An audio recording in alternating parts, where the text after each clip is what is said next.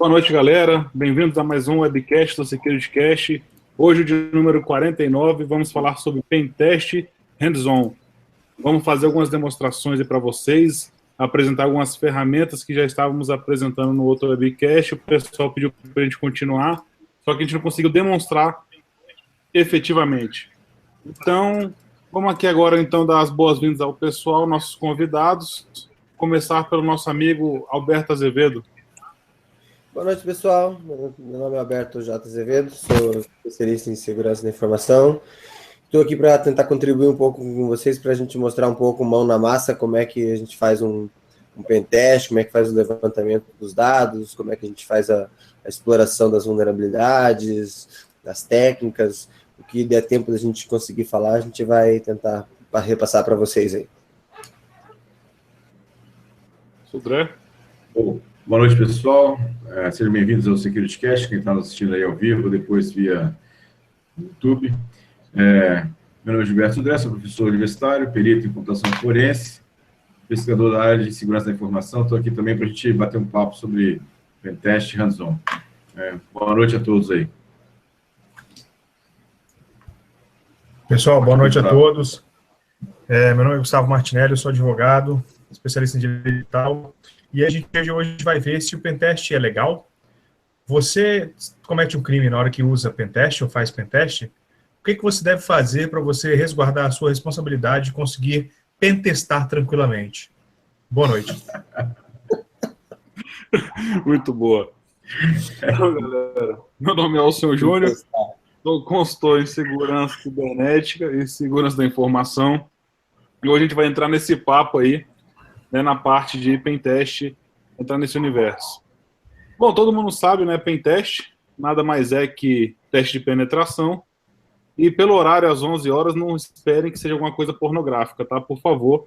Teste de penetração é exatamente o teste para a tentativa de invasão em sistemas, tanto corporativos ou sistemas disponibilizados aí na internet e algumas redes de computador. Qual que é a grande ideia? É você se passar pelo hacker, né? Pelo cara que está tentando invadir aquele sistema para buscar informações sobre algumas vulnerabilidades do sistema e, de alguma forma, trazer essas informações para os gestores para que eles vulnerabilidade de alguma forma. Dentro dessas atividades são realizadas, a gente tem alguns gráficos que a gente já até mostrou em outros webcasts aqui, mas a grande ideia do pentest é que você faz hacker, né? Ou seja, que uma pessoa que agora virou aquele estigma, né? Hacker do bem, hacker do mal, morreu a história do hacker e cracker, mas ainda vou usar essa terminologia do hacker e cracker, eu acho que é bem bacana, né? Que é a analogia feita entre hacker do bem e o hacker do mal. Então, quando o cracker tem a intuição de entrar no sistema, invadir ou para roubar um dado, ou para fazer um defacement, alguma coisa naquele sistema, o hacker ele faz, né, o analista de segurança, o pentester, ele faz a mesma coisa. Só que a única diferença, dentre todos os passos que eu vou comentar daqui a pouco, é que no último passo, ao invés dele efetivamente fazer a invasão e danificar, ou enfim, ou expor os dados, o que ele vai fazer é criar um relatório e fazer essa apresentação para o diretor da empresa, o presidente, ou simplesmente para o gerente de TI, enfim, quem contratar o serviço dele. Aí dentro dessa legalidade, o Martinelli vai comentar alguma coisa mais para frente aí, quando a gente estiver conversando sobre até onde a gente pode ir, de que forma que a gente pode ir, enfim, né? Bom, então, o que acontece, né, durante esses passos de um pentest? Quando a gente realiza um pentest, ele é dividido, geralmente, em 5 fases, tá? Essa primeira fase do pentest, quando eu costumo falar durante algumas palestras que eu ministro nessa parte, né, de ethical hacking, etc., então, que você tem que ter no início, que é a exploração de informações. É a hora que você vai buscar informações para compor qualquer tipo de ataque ou criação, né, no caso de um pentest, na parte de criação de uma análise para você apresentar para o pessoal da diretoria, enfim, quem fez a contratação contigo. Por que essa parte é importante, né? Todo mundo fala. Primeira coisa, todas as informações que ficam ali aparentes na internet ou você consegue expô-las de alguma forma, elas vão auxiliar na composição do seu ataque. valor a isso, né? Como a gente fala, esses script kids, essa galera que utiliza aí os códigos já prontos, já pegam lá o SQL Map e já acha que é o ninja, né? Porque tá fazendo dumping em banco de dados na internet, você fazendo exposição, etc. Mas quando a gente fala de uma tentativa, uma busca de informações, fazendo uma composição um pouco mais técnica, a gente busca, na verdade, trazer algumas coisas que vão fazer o quê? Que vão fazer o embasamento, tá? A base sólida disso tudo, onde você vai descobrir quem que é o diretor da empresa, quem que é o master dos sites, o cara que cuida daquele site, se tem um e-mail, se tem um nome. O LinkedIn é uma grande informação hoje em dia de como é que você consegue até montar uma hierarquia de uma empresa todinha com o LinkedIn, saber quem que é o diretor, quem são os gerentes, quem são os analistas que trabalham ali dentro daquela empresa, até conseguir os e-mails deles, porventura, utilizando o cadastro. E, obviamente, né, o pai de todas as informações, que é o Google, que é o mais utilizado, com aqueles docs que o pessoal utiliza bastante aí. A gente já até faz o webcast sobre isso. A gente busca muita informação para compor toda essa parte de pentest. Então, essa primeira parte, a primeira fase, para mim é a mais importante. É onde você vai juntar todas essas informações. Logo depois disso, você vai para aquela segunda fase. Tá? Essa segunda fase aí que a gente comenta bastante também, é a fase que você vai consolidar essas informações e começar a buscar realmente por algumas coisas que tem naquele sistema, onde você vai abrir um sistema operacional, enfim, que vai estar composto de suas ferramentas, vai começar a buscar que sistema operacional que está sendo utilizado, qual que é a arquitetura de segurança que tem aquele site que está exposto para a internet, ele passa por um firewall, tem um IDS, como é que eu faço para descobrir se aquilo ali, se existe uma composição de um IDS, IPS ali naquele site, que tipo de scan que eu faço naquele site, enfim, naquele endereço que eu estou buscando, tá? Naquele host que eu estou analisando, que tipo de scan que eu faço para que eu faça ele utilizando, por exemplo, o Nmap, mas que não seja uma forma forçosa para que ative o alerta. O pessoal fala assim, opa, tem alguém tentando aqui invadir meu site, vamos ficar de olho, bloqueia aquele IP, enfim, as técnicas que o IDS e o IPS, no caso, utilizam para fazer isso. Então, saber quais portas estão sendo filtradas, por exemplo, por um firewall ou não estão sendo filtradas, e daí você tem uma enormidade de coisas. Dado esse passo, o interessante é saber depois o que acontece, o que tem em cada porta, né? Apesar de não ser uma prática muito comum hoje em dia, né, que o pessoal fazia muito aquela parte da questão de segurança por obscuridade, onde ele pegava ali, não, vou colocar meu site agora para rodar na porta 3040, vou colocar meu FTP para rodar na 5522. Então, hoje em dia não é tão comum isso, mas o importante é você pegar aquelas portas que estão rodando, que estão abertas, né, fazer o scan nelas e descobrir que serviço que ela está rodando.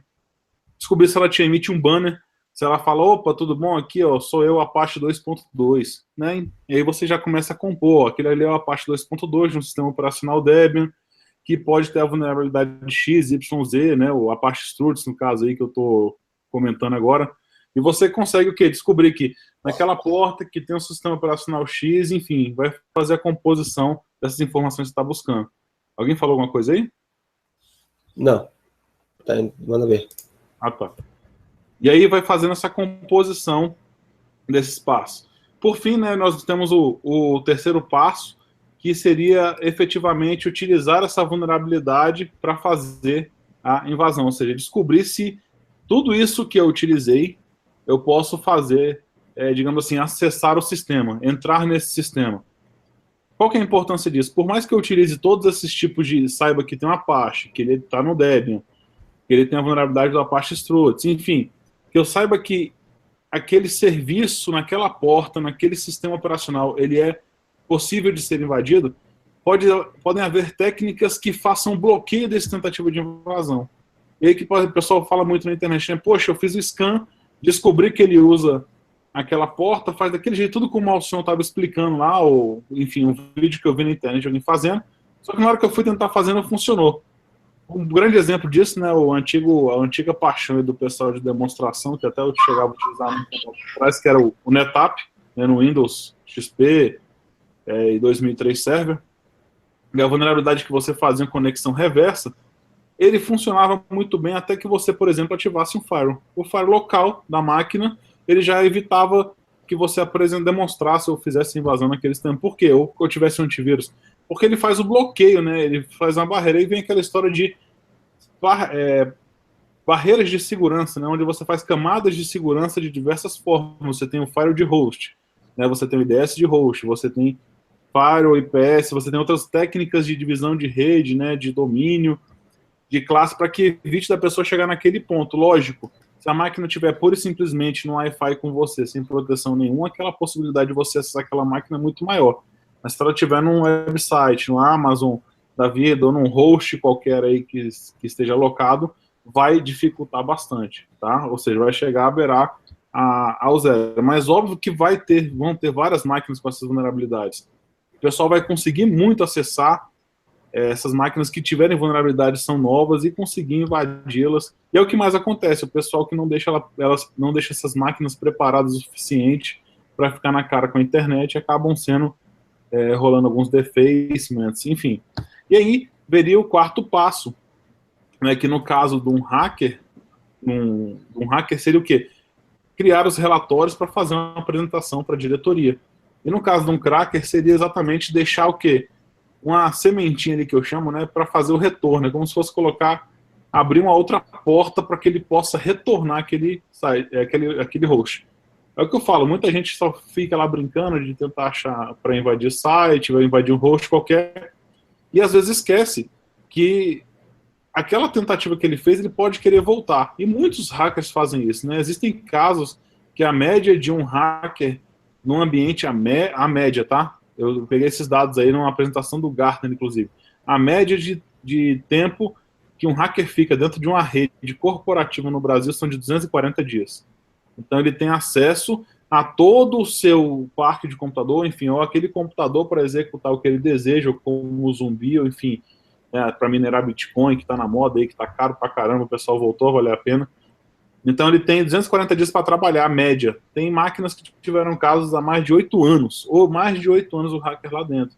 Tem provavelmente casos que está há mais de 10 anos que ninguém sabe, né? Tá aquela máquina lá rodando lá no canto, ninguém sabe o que está ali dentro rolando.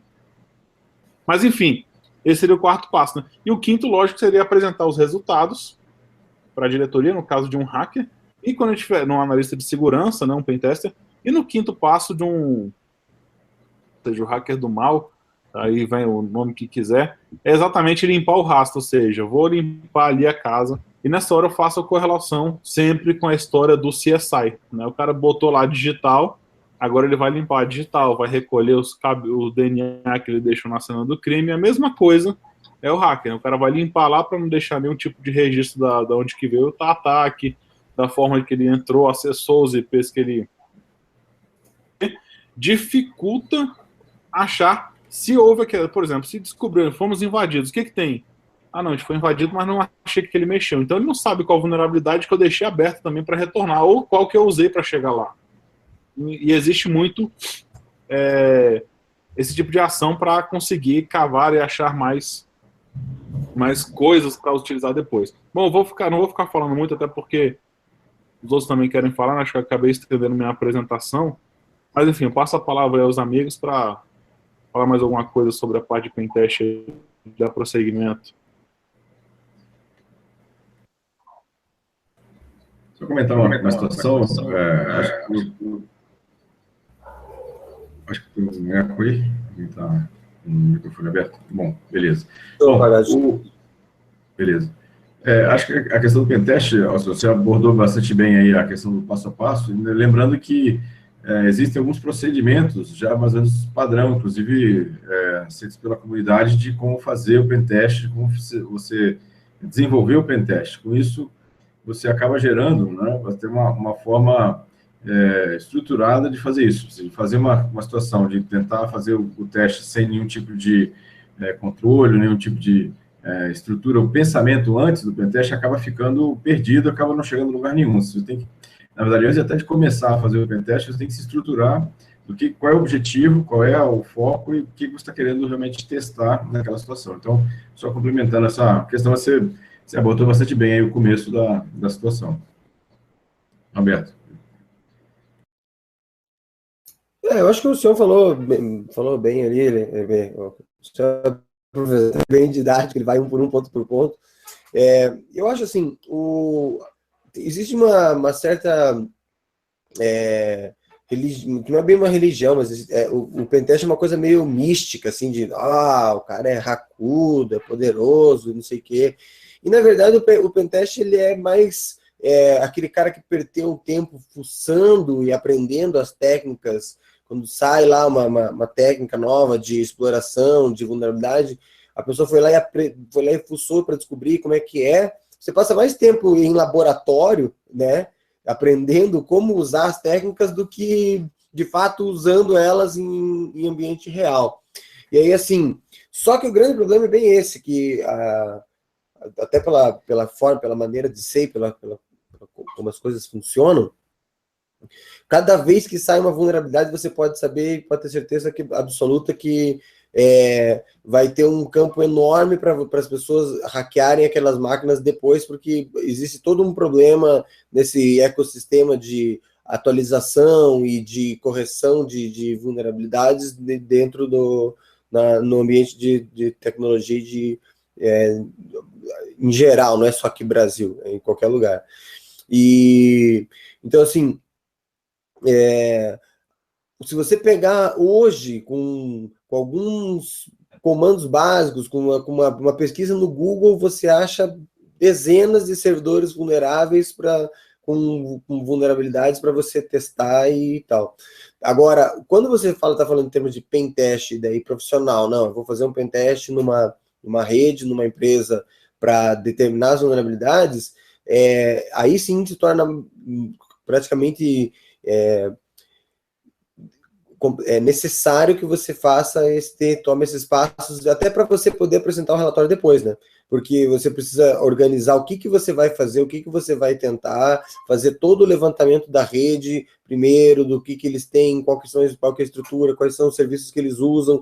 Aí depois disso ainda rola um trabalho de pesquisa, um pentest bem feito mesmo, tem que rolar, você não faz o pentest lá na hora, você vai rolar um trabalho de pesquisa, de levantamento de dados, de pesquisa sobre as versões dos servidores, dos daemons que eles estão usando, a busca para ver se existe exploit, e aí sim, o pentest ele as pessoas acham que a gente faz pentest assim, a gente pega, puxa o notebook e vou hackear. Às vezes, dependendo da vulnerabilidade, quando é uma coisa muito trivial, até acontece, mas normalmente o pentest é mais um trabalho de pesquisa, sabe, e busca, e procura de informações até você achar aonde que você vai explorar o problema, do que aquela cena de filme de hackers, assim, que o cara tá lá no teclado, não sei o quê. Então, acho que a gente tem que desmistificar um pouco essa ideia de pentest, racudo e etc e tal, que, embora tenha esse quê, e realmente, de fato, é emocionante quando você executa um exploit e aí, puf, de repente te dá o console ali, mas não é assim tão bonito quanto parece ser no cinema. Né? Deixa eu te cortar rapidinho. A primeira coisa, aquele barulho que você viu aqui, dando um eco aqui. Inclusive, o barulho que você ouviu aqui foi a Siri, né? Você chamou e aí você ativou a Siri aqui no meu celular, cara. Remotamente, né? Eu nem acreditei, vou nem pro lado. Lamentável, não vou nem falar nada, não. Tá? Mas, enfim, brincadeira à parte, exatamente isso. Muita gente fala, né? Eu acho legal desse trabalho do Pentest, e alguns que eu já executei aí na vida, que a parte legal, né? Ou seja, enfim, até brincando mesmo na internet, fazendo algumas pesquisas em laboratório, a parte legal não é só chegar lá, você utiliza lá o usa exploit, blá blá blá blá blá, MSF console, dá o enter. Bom, abriu, né? A parte legal não é essa, não. Acho que a parte legal é até você chegar nesse ponto. Você vai descobrindo o que acontece em cada passo, o que você faz em cada um desses itens aí para apresentar. Né? E, enfim, eu acho que essa parte é legal. O mais bacana agora, por exemplo, eu vou vou começar com a demonstração aqui, Azevedo, e se você tiver alguma coisa pronta, a gente vai fazendo, complementando. Uhum. Bom, deixa eu compartilhar minha tela aqui rapidinho. Senão a gente fica muito no blá blá blá e deixou de ser hands-on.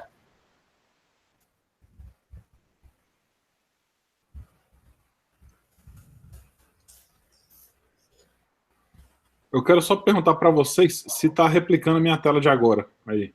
Deixa eu ver. Assim. O Kali, né? O Kali. Beleza. Pessoal, eu tenho 2 máquinas virtuais.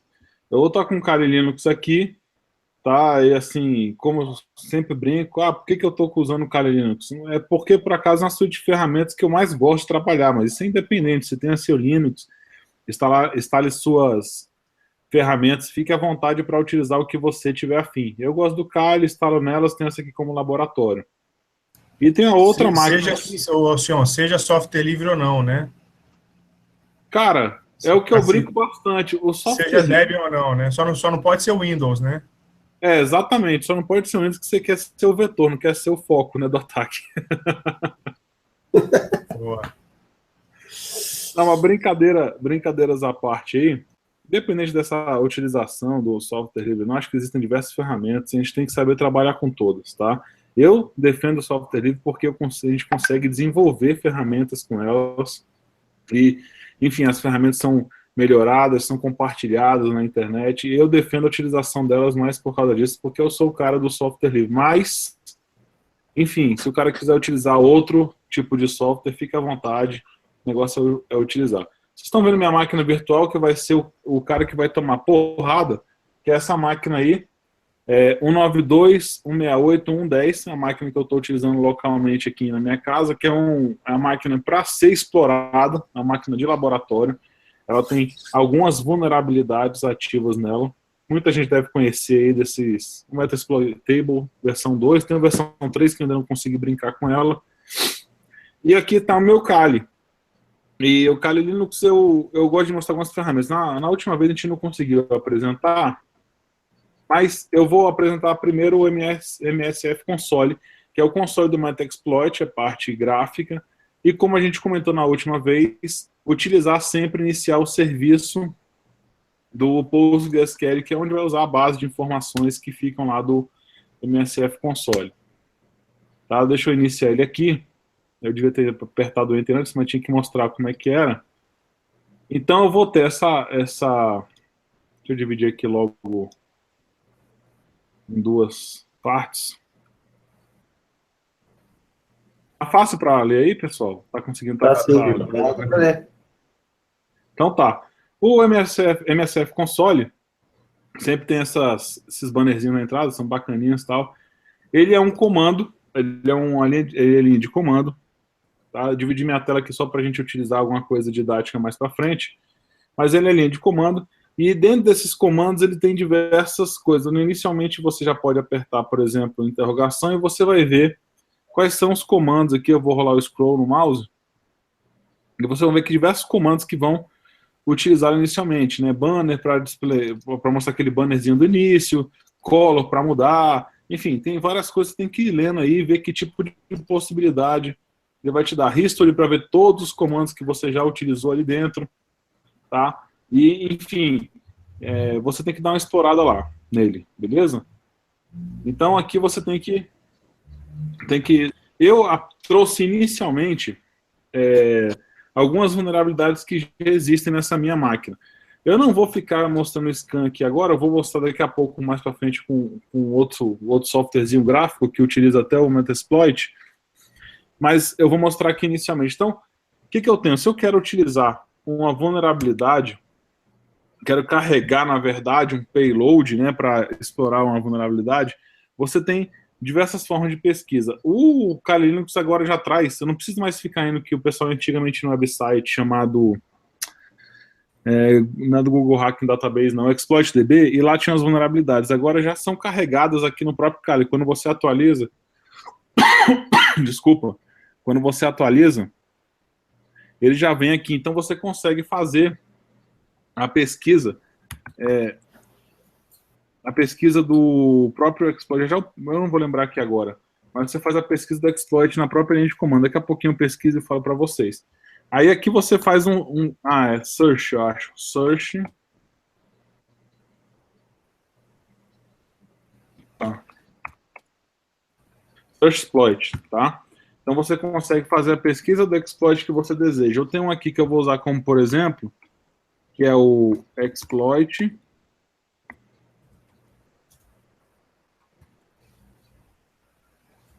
Vamos procurar aqui, por exemplo, que eu vou utilizar, ó,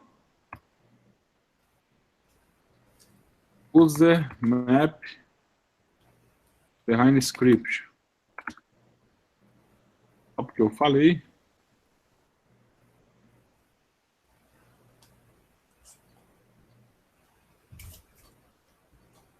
E Samba, por exemplo. Pronto. Então, vamos procurar o Samba aqui primeiro. Então, todas as vulnerabilidades que tiverem o nome Samba, vocês vão dar olhando aqui, eles vão aparecer. E, lógico, eu posso usar um cat aqui para achar o que eu estou querendo. Né? E aqui vai aparecer o nome, o exploit que é utilizado. Tá vendo? Então, aqui você tem qual que é a vulnerabilidade. E se você pegar e pesquisar ela depois na internet aí, para não perder tempo, você vai ver que ele vai trazer exatamente esses arquivos que estão aqui dentro da sua máquina, que vai estar carregado ali. Então, eu vou usar o que eu estava querendo, que é o use exploit multi samba user map script, tá? Eu vou carregar o payload que eu quero utilizar. E aqui eu vou fazer o que? Ele tem, como eu falei, ele tem vários comandos. O que você pode fazer? Você pode fazer checagem do que ele tem, pode já usar o exploit, pode rodar ele, ou pode simplesmente checar, ver como é que está o que tem nesse comando que... Cadê aqui rapidinho? Show, né? Toda vez eu confundo com show. O show aqui vai mostrar dele quais são as opções do comando que eu posso utilizar para fazer a exploração, né? Perdão, show options. Então aqui eu vou ter as opções para fazer exploração. Então ele tem algumas opções que eu posso utilizar para tentar explorar, né? Ou seja, por os proxies que eu quero utilizar, no caso aqui o host que eu quero acessar, e aqui a porta que já vem presetada com a 139 nesse caso. Então eu vou ter que adicionar o host que eu quero. Então set, por exemplo, aqui, rhost, e eu vou usar o IP da minha máquina aqui, alvo, que é esse aqui, ó, 192.168.1.10. 192.168.1.10. Eu dou um show options de novo e ele vai ter carregado o meu IP no rhost. Tá?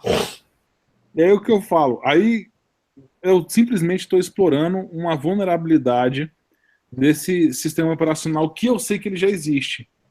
Né? Se a gente for rodar um Nmap em paralelo aqui, só para a gente...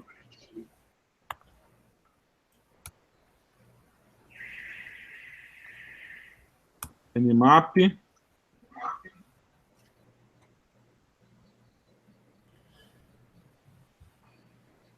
192.168.1.10. Eu vou rodar aqui um scan. Por que eu estou fazendo isso agora? Porque eu estou mostrando a parte de execução do exploit que eu já sei que existe naquela máquina. Agora eu tenho que mostrar antes como é que eu cheguei nessa informação. Eu vou parar aqui agora, antes de rodar, e vou mostrar para vocês.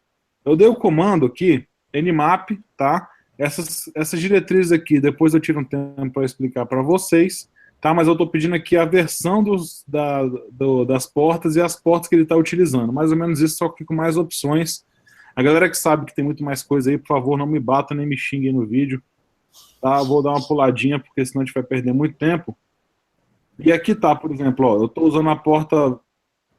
Está usando o VSF TPD 234, a versão. O que eu estou mostrando para vocês? Esse sistema aqui, ele tem... que está rodando, ó, o ProFTPD aqui embaixo na porta 2121, ele está utilizando o Apache, e todas essas portas que ele está utilizando, diversos serviços têm essa vulnerabilidade, ou pela versão dele, ou simplesmente pelo cruzamento dele com a versão, e aqui eu já estou utilizando a vulnerabilidade, porque eu sabia que a porta 139 estava aqui aberta, eu sabia que ele estava usando o Samba SMD 3.x, e eu vou dividir de novo a tabela aqui. Eu vou funcionar, mas o que tem a ver esse Samba versão 3? Lembra que eu tinha feito aqui embaixo? Search search exploit, samba, um monte de informação. Só que eu estou usando qual ali em cima? O 3x a 4x, essas duas versões. E aí eu estou querendo utilizar uma vulnerabilidade entre elas que existe lá, a versão 3.10, tem aqui várias versões. Eu estou utilizando essa específica, tá?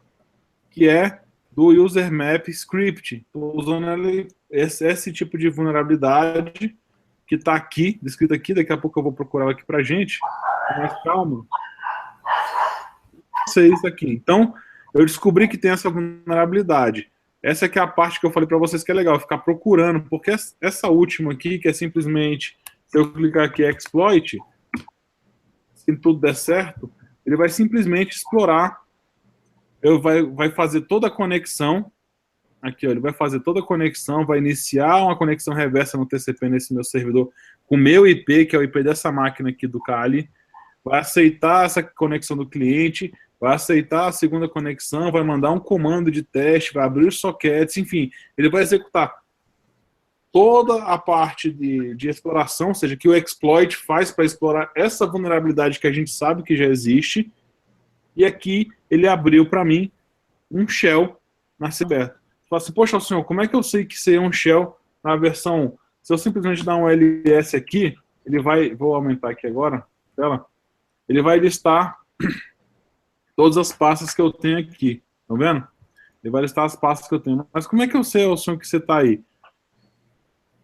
Então, vamos lá pro outro, por exemplo. Eu estou aqui dentro, eu vou pro raiz, e nós temos lá, tecnicamente, as mesmas pastas, tá?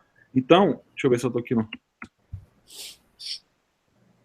As mesmas pastas. Como é que eu sei? Se eu chegar aqui no servidor, eu estou lá como usuário comum, administrador do sistema, né? Para criar como é que cria um arquivo mesmo vazio? Vim alcion.txt. Você dá, não, Tote. Beleza. Também. Eu já criei aqui com o próprio Vim. Então, criei um arquivo. Acabei de criar esse arquivo chamado alcion.txt. Está aí na minha máquina, vocês estão vendo? Se eu der um cat nele, acabei de criar. Se eu dar um ls -lh, vai aparecer lá pipe grep alcion.txt. Vai aparecer lá para mim, ó, criado agora, dia 25, né? No caso, o servidor está com hora antes, 22h36. Então, se eu fizer de novo um ls pipe grep alcion, funcionou. Ele vai, deixa eu fazer agora aqui um ls -lh pipe grep alcion, ele vai me retornar lá, criado às 22h36, dia 25 de setembro, né? Na verdade, aliás, 25 de setembro desse ano. Enfim, o que eu quero mostrar para vocês? O cara acessou, e é assim que ele vai chegar, por exemplo. Ele está aqui com um comando shell, mas será que ele está como root? Essa vulnerabilidade, eu já entro como um privilégio escalado nela. Como assim privilégio escalado? Eu já entro como root. Como é que eu sei? Who am I? Aí ele me aparece lá, eu estou como root do sistema. E como é que eu faço aqui então, no caso? Se alguém pode me lembrar aí, como é que eu faço para ver quantos usuários tem conectado no sistema? Para ver o quê? Quantos usuários tem no meu sistema operacional logados agora? É. Eita, ó, eu tô com o meu... É porque eu fiz um sudo, né? Será que se eu der um voo aqui ele vai dar? Tá vendo, ó?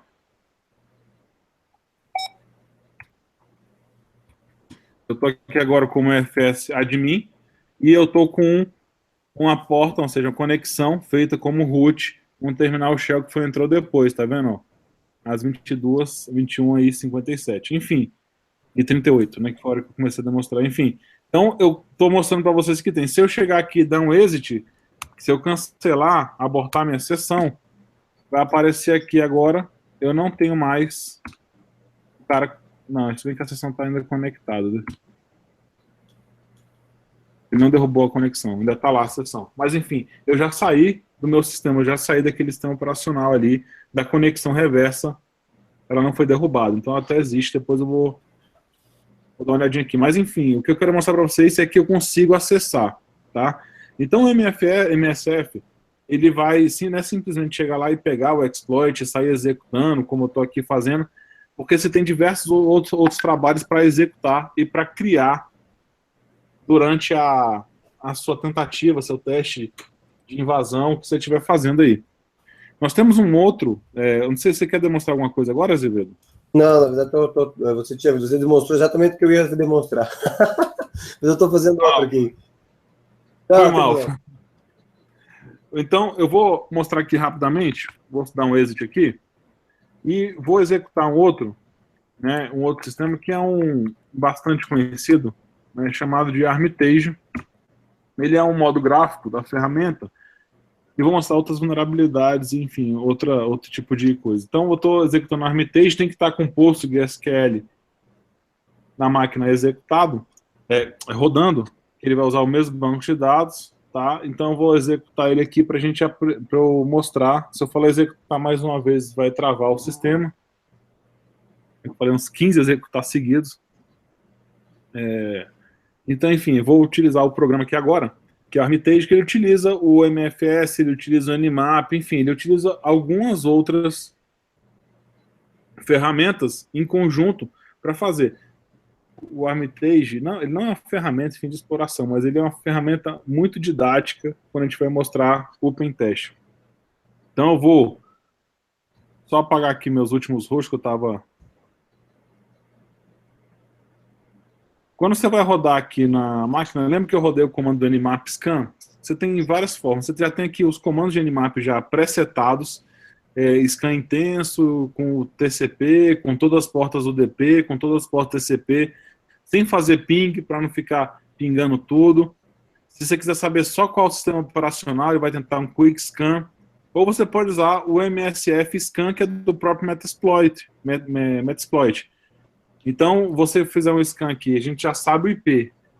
Mas observem bem que a gente pode fazer também num range de IP. Eu vou botar aqui para rodar no range de IP. Demorar muito. Eu paro aqui, mas não vai demorar muito não. Então, eu botei toda a minha rede, botei um /24. Ele vai pegar algumas portas pré-setadas que estão aqui. Ele não vai tentar em todas. Mas ele vai pegar algumas portas já pré-setadas aqui no meu ambiente. E vai tentar achar nessas portas aqui quais estão abertas. Ele começa a achar, tá vendo? Na porta 139 daquele meu servidor 10, ele já achou, que é a que a gente usou aqui como exemplo. Tá vendo? 192.168.1.10. Então ele já mostrou uma vulnerabilidade ali. E ele vai ficar fazendo esse scan, demora um pouquinho, ele vai explorar mais, vai ver quais IPs estão, ou seja, quais IPs que eu estou utilizando, que estão abertas aqui na minha rede. Então você vai ver, já escaneou 28.256, ele é um scan bem mais rápido, não vai demorar tanto, mas por causa disso. Mas enquanto isso eu vou apresentando esse ambiente gráfico para vocês. Então aqui tem a parte do Armitage, você pode fazer preferências, tal, né, algumas portas de proxy. Aqui é a forma de visualização, então depois vocês dão uma brincada como é que você vai visualizar. Host. Você pode fazer o import de hosts de acordo com o scan que você tenha feito na sua rede. Tá? Então, por exemplo, se você escaneou o ambiente e agora quer fazer uns testes com Armitage, você pode fazer só importando aquele arquivo do Nmap que você já fez scan. Você não precisa ficar escaneando toda hora. Já tem os serviços, né? Geralmente a maioria das redes que você vai, ela é estática, né? Não tem rede de computador, não são muito dinâmicas, então você tem lá todo o escopo de IP já delimitados que são as máquinas, você já tem aquele scan feito. Então aqui você vai fazer, onde você pode apagar todo o scan que você fez e começar do zero, como eu apresentei. Esse menu aqui é o de ataque, onde você vai, depois de fazer aquele scan, lembra que eu comentei dos cruzamentos de dados, né, de informações aqui, dessas vulnerabilidades que nós temos aqui listadas, deixa eu levantar aqui, nós temos as vulnerabilidades listadas. Ele vai fazer o quê? Ele vai cruzar essas vulnerabilidades com esse scan que foi feito. E vai fazer assim, para você. vai criar um menu de ataque, você vai apertar com o botão direito aqui, depois vai aparecer aqui de ataque, e vai criar um menu de possíveis ataques dos cruzamentos de informação e vulnerabilidades que ele fez de sistema operacional e serviços que rodam naquele host. Logo depois de fazer esse scan aqui. Aqui são os workplaces, né? Ou seja, os locais de trabalho que você vai ter, e tem um help do... Depois, se tiver alguma dúvida, você dá uma brincada aqui. Mas o que você tem que entender é o seguinte, agora eu estou fazendo o scan. É aquela parte inicial que eu fiz fora. Você pode rodar na mão? O console pode. Você tem uma console aqui que você roda na mão. E se vocês observarem aqui embaixo, o MSF, que é o Metasploit, né? Você está rodando. Então você tem todo o search, por exemplo, Samba aqui. Você vai fazer... Você vai fazer o search das vulnerabilidades de Samba. Então você pode rodar também. Aqui é um terminal onde você pode dar uma brincada aí também e olhar. E aí onde eu falei das vulnerabilidades para vocês, né? Então assim, ó, a parte de um exploit, aí eles organizam as pastas de acordo. Olha só, peraí, ele achou um negócio aqui. Ah não, tá. Tava mexendo ali, peraí. É porque eu cliquei. Então a vulnerabilidade do exploit FreeBSD, Samba utilizando Transit Open. É um tipo de vulnerabilidade. Aqui tem um ranking de cada uma delas. Fala, o ranking, se você achar uma vulnerabilidade dessa, é excelente. Se você achar uma normal. Talvez isso aqui está ligado diretamente até na como fazer a exploração. Mais simples, mais complicado, ela consegue ser utilizada, você tem acesso. É feito um ranking dessas vulnerabilidades aí.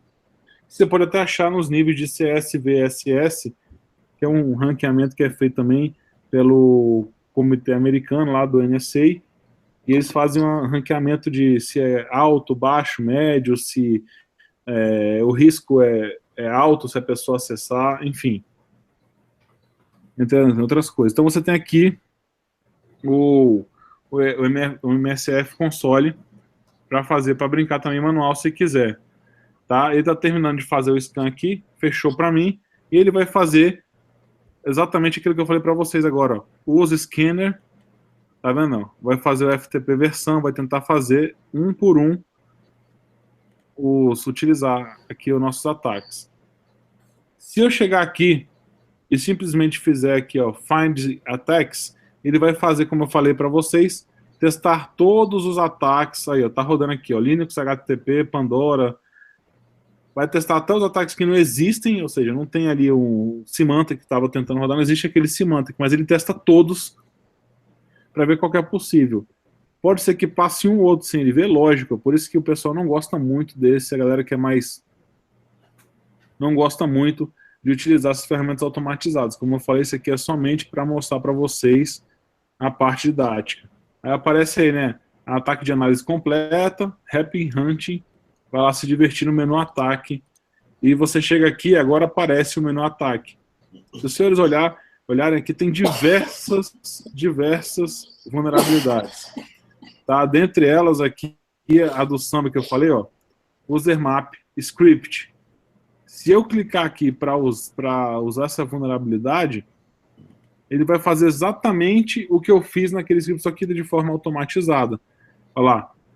Fazer a conexão com o meu servidor na porta reversa tal, no servidor 191.68.1.10, no rport na porta 139. Eu clico aqui em Launch, para mim, esse ataque aí, e vai aparecer, se tudo der certo, um raiozinho aqui nessa máquina para dizer que aí, ó. Ou seja, essa máquina já foi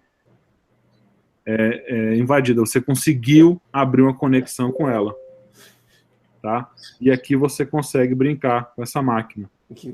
Nunca tinha visto isso. Eu faço no console, nunca tinha visto que ele tem essa animação para deixar a maquininha ali possuída. É a hora da felicidade, né? O cara viu que o raiozinho pegou ali, a máquina ficou vermelha, então você pode brincar. Aí você tá com ele. Aí você chega aqui com o botão direito, Shell 1, Interact. Pronto, ele vai abrir o Shell. Aí você vai fazer a mesma coisa, ls, ALS, pipe, grep, Alcyon, tá lá, igual, só que é um pouco mais interativo, o consolezinho dele é melhorzinho do que aquele outro, né? Ó, Mesmo arquivo que foi criado lá às 10 horas e 36 minutos com o GMT-2, né, no caso, tá uma hora atrás da gente aí. Então, esse aqui, você aí aqui nessa console você já tem algumas coisas automatizadas, por exemplo, você consegue fazer um upload de um arquivo qualquer. Então, por exemplo, eu quero fazer um upload aqui sei lá, o sion2.txt, não sei nem o que tem aberto aqui. Vamos mandar para lá.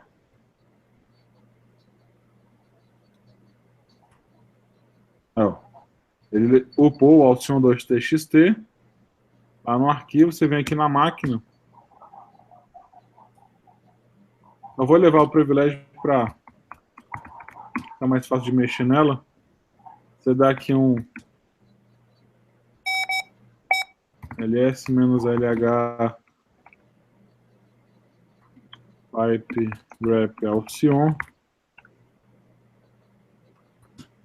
Está lá o arquivo que a gente acabou de levantar. E vocês olharem, quem levantou esse arquivo está como root. Tá vendo lá? Foi o root que adicionou. Ele chegou com aquelas permissões padrões ali. Oi, contextante, o que tem aqui? Ah, tá o meu nome Alcion também, que eu tinha feito igual com 1. A mesma coisa. Então, eu joguei um arquivo que estava nesse meu computador para o outro. E é assim que o pessoal faz. Se eu chegar lá, eu acho... Quer ver? Deixa eu fazer um teste aqui. Eu acho que essa máquina ela tem um servidorzinho web. Então não pode abrir aqui o site do Pornotube, né? Que agora que lascou tudo.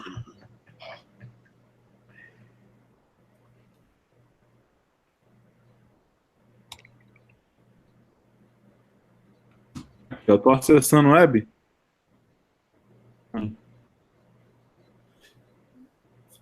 Tá, beleza. Eu tenho aqui o site. Aí, por exemplo, eu quero chegar lá e pegar um index.html. Deixa eu só ver o que a gente acha aqui. Vou ter algum index.html até no meu... Ah, estou pesquisando no computador, não, estou viajando. Então, se eu quisesse achar algum index.html nesse meu servidor...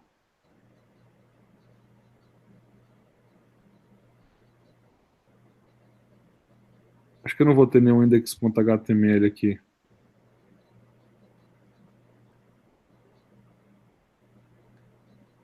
Enfim, depois eu procuro um aqui enquanto a gente vai...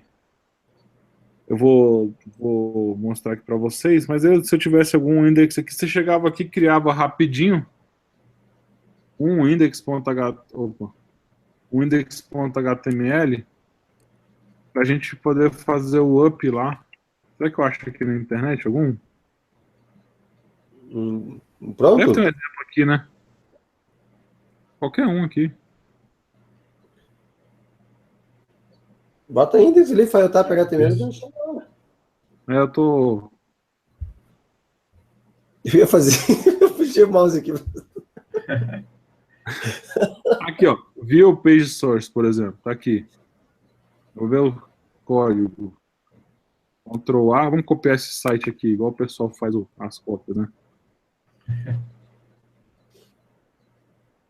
Então eu cheguei aqui, por exemplo.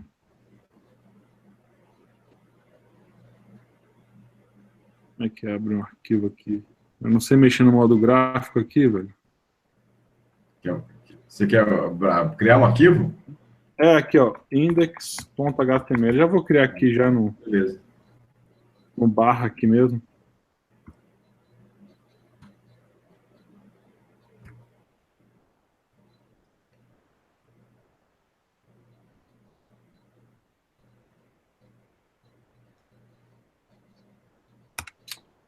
Putz, cara, obrigado.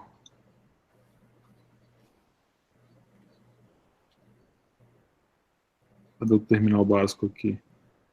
Eu fiz as modificações.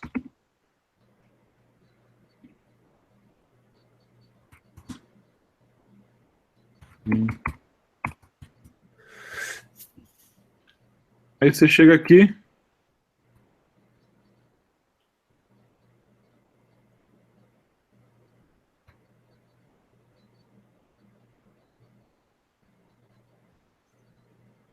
Deixa eu dar um ESC. Salvei esse arquivo index.html que eu acabei de criar. Aí, por exemplo, vamos lá para o Armitage. Fazer um upload. Fazer um upload de qual? O... Está aqui na jogada? Tô vendo o root lá. Aqui, ó. Acho que é esse.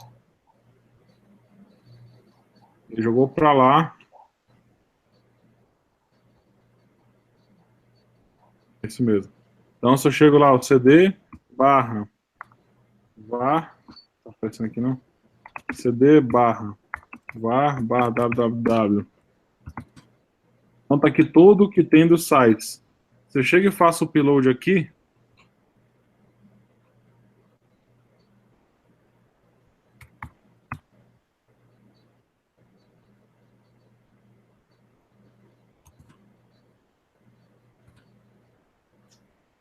carregou? Pronto. Tá. Vamos ver se vai aparecer, né? Uhum. Pronto. Agora aqui no meu site vai estar carregando aqui o index. Tá aparecendo já. Não sei porque não está carregando agora, mas já carrega alguma coisa. Pode ser algum PHP, alguma coisa que ele tem aqui no site que eu não tenha. Uhum. Mas enfim, ele já viu. Você vê aqui, ó, viu o page source, você vai ver que vai estar igual ao do cara aqui, ó. Uhum. Então, assim que é feita uma pichação, por exemplo, o cara pega a vulnerabilidade, acessa no teu servidor, utiliza essa vulnerabilidade, faz um upload de um arquivo lá com aquele fundo preto, aquela música nojenta lá, né? Que o pessoal precisa de um web designer, né? Esses hackers aí precisam de um web designer. Aí o cara levanta aquele página.index.html dele, ou .php, e a partir daquele momento, o teu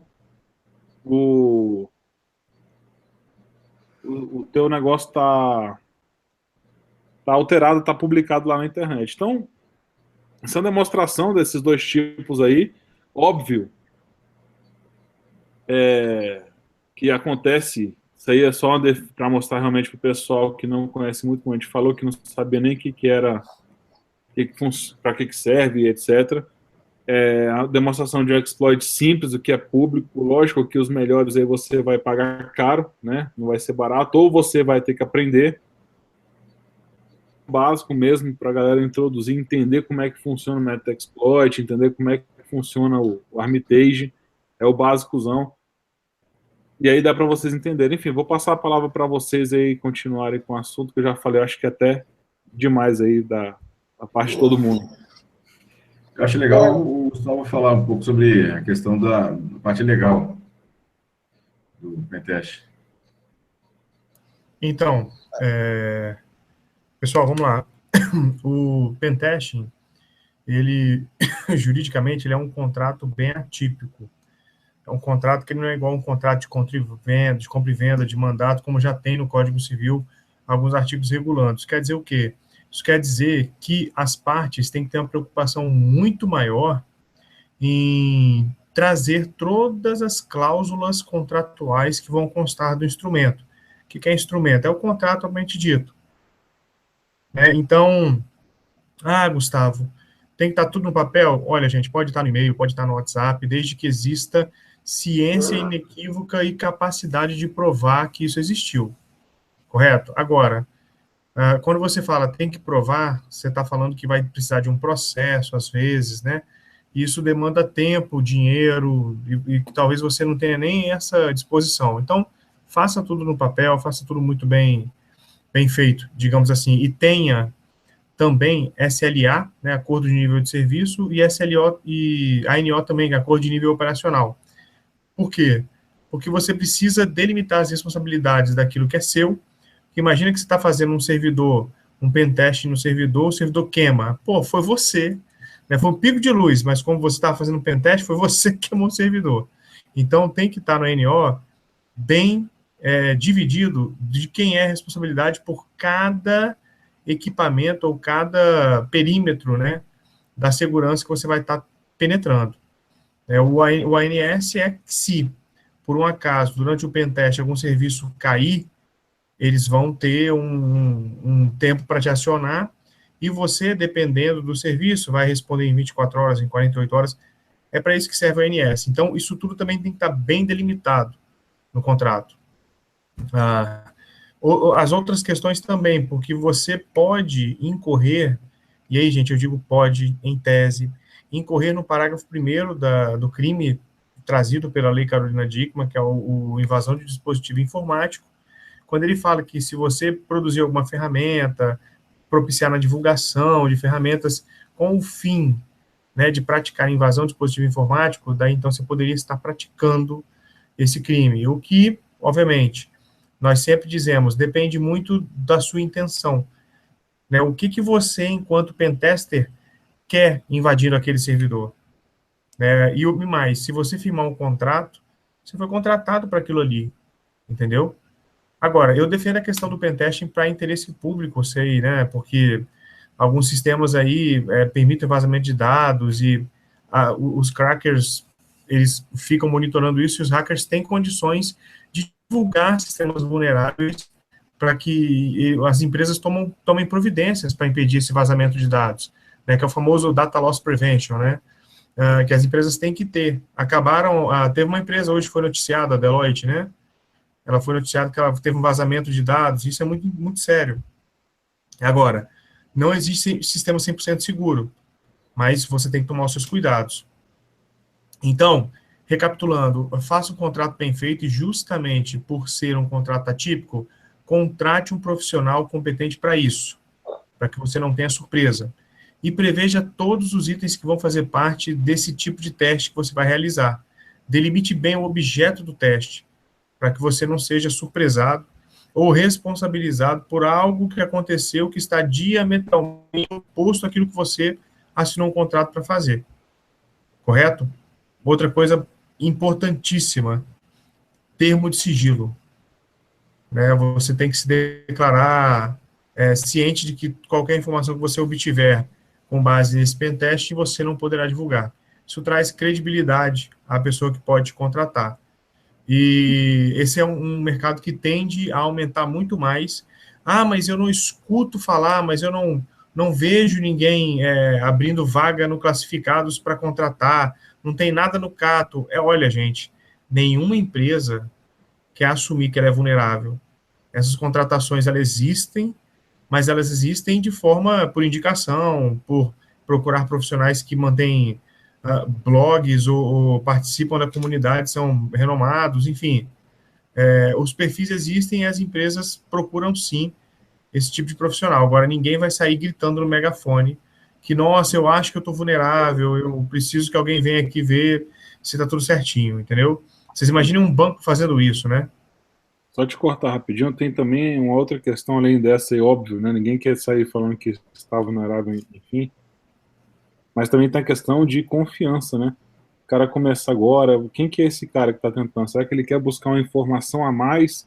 Será que ele quer entrar, né, quebrar algum tipo de sigilo que eu não saiba? Enfim, né, tem muito mais além disso a questão de confiança. Então, networking em eventos de segurança, com outras coisas de segurança, é bem importante para esse tipo de coisa aí.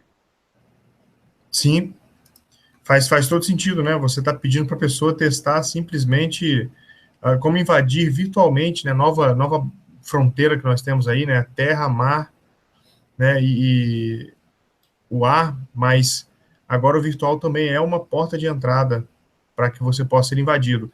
Então tem que confiar nas pessoas, né? Nas pessoas que vão prestar o serviço. Mas, Alcion, eu digo para você assim, você está certo. Você não vai contratar um desconhecido para algo tão íntimo, né, tão sério assim. Agora, um contrato bem elaborado, ele consegue amarrar essas responsabilidades, de forma a qualquer vazamento, você conseguir responsabilizar o pentester, porque provavelmente só ele talvez tenha tido acesso àquele tipo de dado. Concordo contigo, mas só linkando assim, a questão mais por mais que eu fique resguardado na minha empresa, por mais que eu tenha todo o sigilo, a informação vazou, entende? Mas a questão assim, é que nem seguro de carro, né? Eu tenho seguro de carro, acessório, roda, tudo, mas o carro foi roubado, né? São 30 dias sem carro até o cara me pagar, o seguro poder me pagar. Enfim, né? Ou senão dando a imagem da minha empresa, que aí é impagável, né? Já aconteceu. A Deloitte, como você falou, vai ser sempre lembrada por isso. A Sony, né, do roubo É verdade. Vai ficar marcado. Pode ter o melhor do mundo ali contratado ou não, né? Se uma pessoa desconhecida aconteceu. É um problema de imagem. É o no disclosure, né? Que eu estava comentando. É isso mesmo que você acabou de falar, a questão de... Ah, tá, não, desculpa. Não. Essa questão do disclosure, na verdade, também vale lembrar a questão do disclaimer na rede interna, quando você fala pen testing, né? Porque o disclaimer é o quê? É aquele avisozinho quando você vai logar no servidor, e aí o servidor fala, olha, esse servidor, ele é propriedade privada, você não pode invadir, não pode tentar nada, senão você será responsabilizado. Esses disclaimers, eles funcionam, e também o contrato de pentesting, obviamente, que ele visa te dar permissão para que você não esteja submetido aos avisos e alertas que a própria rede da empresa fornece. Né? Você para bypassar isso daí, né? Certo? Mas, pessoal, olha só, é uma questão que, obviamente, existem colegas que já me disseram que foi contratado, enfim, e fizeram, mas se você quer contratar, se você, empresa, tem essa curiosidade, né, de saber, olha, mas onde é que eu posso, e você está vulnerável, sem medo de errar, eu posso falar isso, principalmente você usa outros sistemas operacionais de mercado, porque quanto mais o sistema operacional ele é utilizado, mais ele vira vitrine, mais ele é alvo, né, de ferramentas de invasão. O próprio vetor de vírus, né, o pentesting, ele pode verificar, e aí corrija Alcion, Alberto, Gilberto, se as máquinas da sua empresa podem ser pegas a qualquer momento por um crypto ransomware, por exemplo, né, por ter como a falha, né, de vetor de antivírus como porta de entrada, por exemplo. Também é uma porta de entrada. Alguém, um cracker manda um vírus por e-mail e toma conta da sua rede. Isso pode acontecer. Né? Então, as empresas que tenham interesse, acho completamente válidos. Isso se o pentester não revelar que você já está sendo invadido e está sendo monitorado pela concorrência. Né? Você está perdendo edital atrás de edital com o poder público e não sabe por quê. Mas o cara está pegando o seu documento que tem a proposta fechada com preço final e está fazendo um preço menor para ganhar a licitação de você.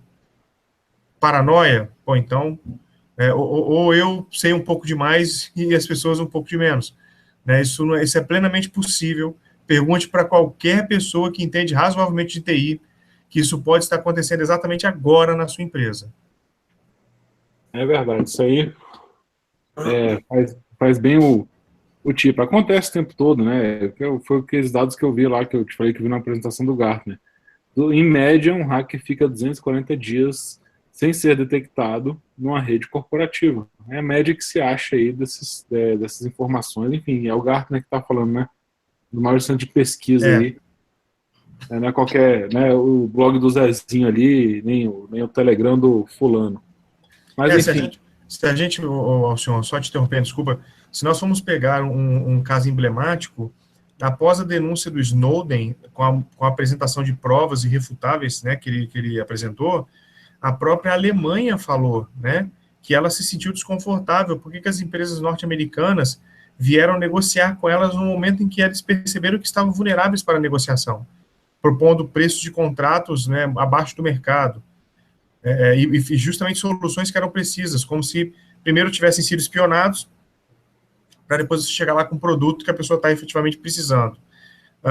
Então, isso, a gente está numa guerra da informação, o termo pode ser exagerado, guerra, mas vocês provavelmente que têm que se preocupar, empresários mais ainda, com a questão da invasão, a questão da segurança da informação na sua empresa, e isso não só é instalar um firewallzinho ou ter um antivírus atualizado, é contratar um profissional, um pentester, para que ele faça e verifique toda a segurança de perímetro que sua empresa tem.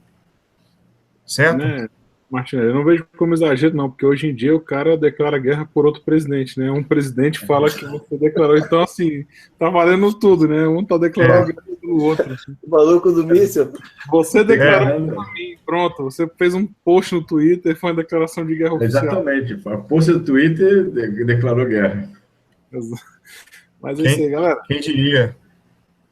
Deixa eu ir cortando vocês, porque a galera já deve estar com sono aí e deve estar querendo dormir, já daqui a pouco começa a xingar a gente pelo horário. Mas depois de algum tempo aí sem fazer o nosso famoso Security Cast, acho que a gente voltou com força total e acho que a gente vai ter que voltar, tá?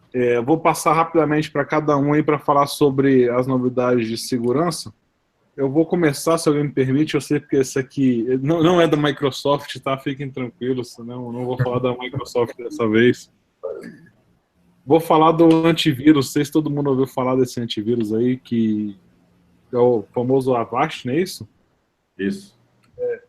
Ele veio já com um ransomware, né? Ransomware, não, desculpa, com um malware embutido no código dele e milhões de pessoas fizeram download e atualizaram para essa versão, né? Ou seja, já buscar essa nova versão. Então, quem tem Avast aí nessas últimas 2 semanas que não atualizou, por favor, atualize.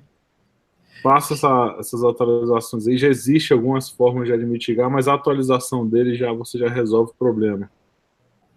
Enfim, vou passar aí para o próximo, né? Você baixando agora o antivírus com o vírus já embutido. Achei que só o casco. Vai, é serviço completo, gente, tá? Como é que vai dizer que o produto é bom?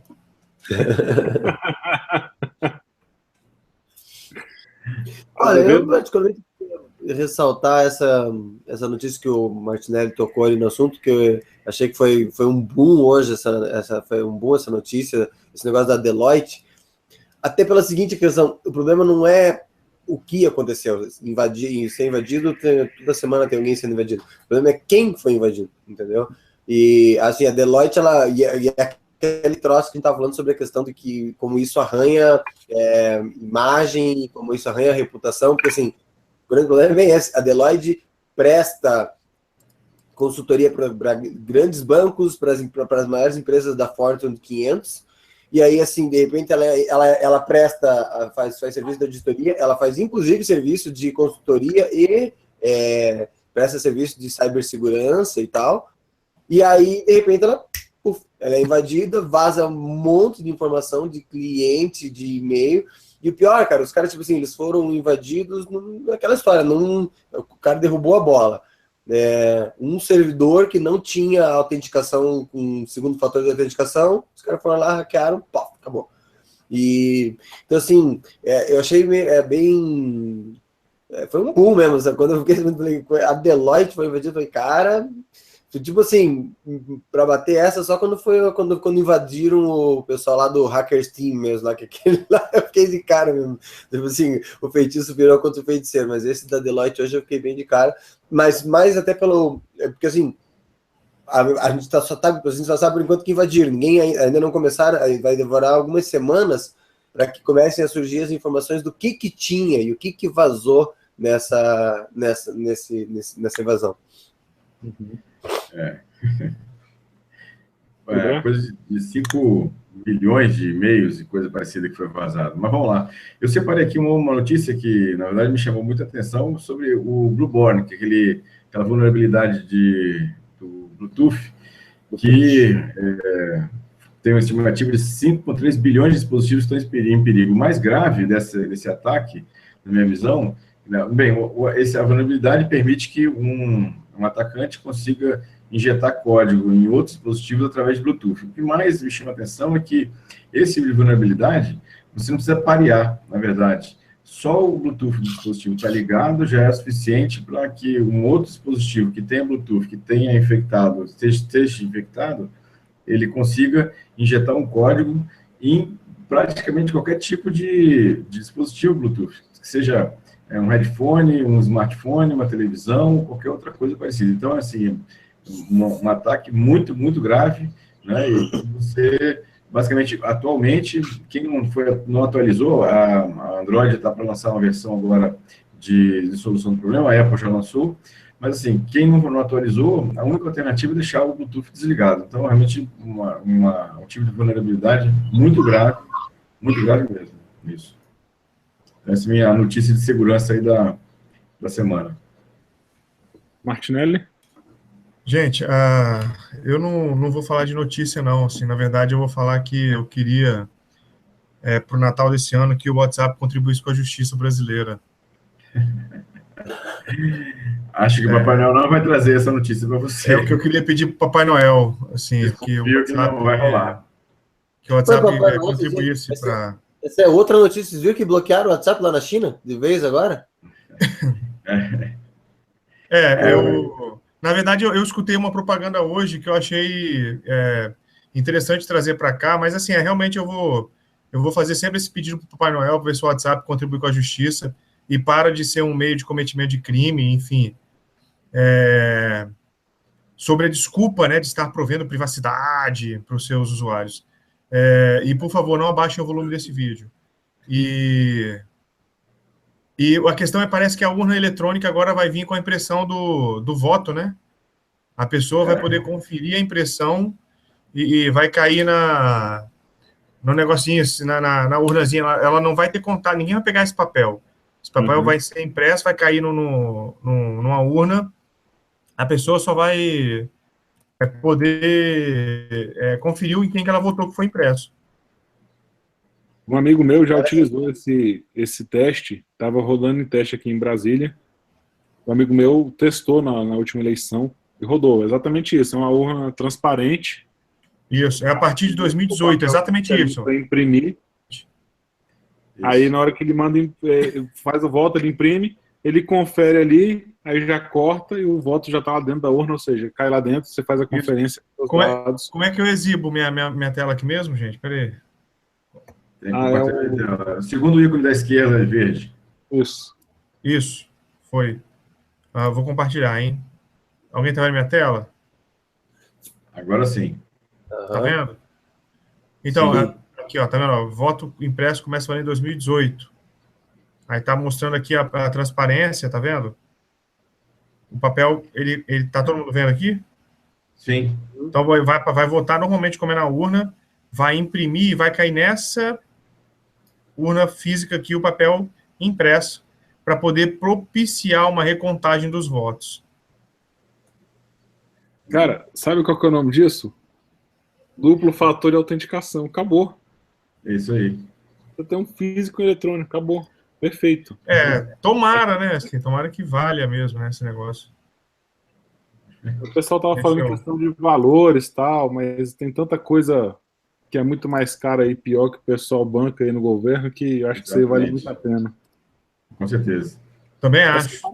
Imagina o cara fazendo a contagem dando errado, cara. Não, na boa, assim, aí depois a gente vai botar lá hashtag, né, Diego Aranha.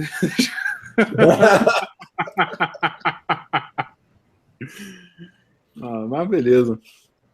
Desculpa, Martinelli, cortei teu comentário aí. Não, cara, não, mas assim, eu ainda assim, cara, eu não acho... Quem é que vai fazer recontagem, entendeu? Ainda assim, eu não acho que isso é garantia de muita coisa em urna eletrônica, não, sei lá. Enfim. Mas, cara, pelo menos acho que dá, assim, inibe um pouco a coisa. Se alguém tá querendo pensar em alguma coisa, né, acho que tem que... Eu não sei, cara. Eu acho que no Brasil a política é tão estranha que um grande acordão entre todos os partidos para agora governar você, depois governo eu. Tudo bem. Mas ainda rola muita recontagem de voto, sempre rolou, assim, o próprio partido, né, ele vai lá e bota o pessoal lá junto com a urna para fazer a recontagem de vários locais já aconteceram isso. Então, eu acho que sim, porque os partidos são tão chatos entre si. O cara tá disputando ali, parece que é a vida da mãe deles que tá em jogo. Então aqui os caras brigam ferrenhamente, né? Então pode ser que, sei lá, vai que é válido. Não tô criticando não, quem gosta, ótimo, parabéns, mas vai valer alguma coisa, acho que vai trazer mais lisura no processo. Tomara, né, cara? Tomara. Traz pelo menos a possibilidade de auditoria, né, velho? Do jeito que tá, não tem nem como fazer auditoria. Mesmo que queira. Não, eu quero fazer auditoria. Não dá pra fazer. Não, sim, olha só, gente, eu não tô falando que não tem que fazer, só que eu tô falando que ainda assim eu desconfio da urna eletrônica no Brasil, entendeu? Só isso. Bom, mas eu tenho toda a razão de desconfiar. Eu não confio também.